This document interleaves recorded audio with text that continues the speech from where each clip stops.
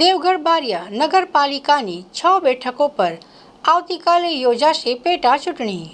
દેવગઢ બારિયા નગરપાલિકામાં પક્ષ વિરોધી પ્રવૃત્તિ કરવા બદલ ભારતીય જનતા પાર્ટી દ્વારા પોતાના જ 6 સભ્યોને સસ્પેન્ડ કરવામાં આવ્યા હતા, જેના કારણે આ બેઠકો ખાલી પડી હતી. આ મામલે ગુજરાત હાઈકોર્ટની ડબલ બેન્ચે મહત્વનો નિર્ણય આપતા 2 બેઠકો પર લગાવેલો સ્ટે હટાવી લીધો છે, જેથી હવે તમામ 6 બેઠકો પર મતદાનનો માર્ગ મોકળો થયો છે. આવતીકાલે નગરપાલિકાના 3 અલગ અલગ વોર્ડની કુલ 6 બેઠકો માટે મતદાન પ્રક્રિયા હાથ ધરવામાં આવશે.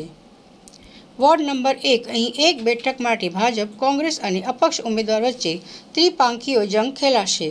વોર્ડ નંબર 4 અહીં 2 બેઠકો પર ભાજપ અને આમ આદમી પાર્ટી વચ્ચે સીધો મુકાબલો જોવા મળશે.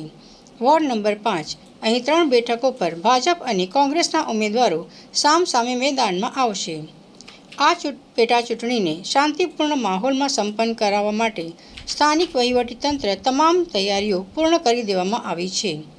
ચૂંટણી માટે કુલ 10 મતદાન મથકો તૈયાર કરવામાં આવ્યા છે, જ્યાં આવતીકાલે કુલ 7,406 મતદારો પોતાના મતાધિકારનો ઉપયોગ કરીને ઉમેદવારોનું ભવિષ્ય નક્કી કરશે.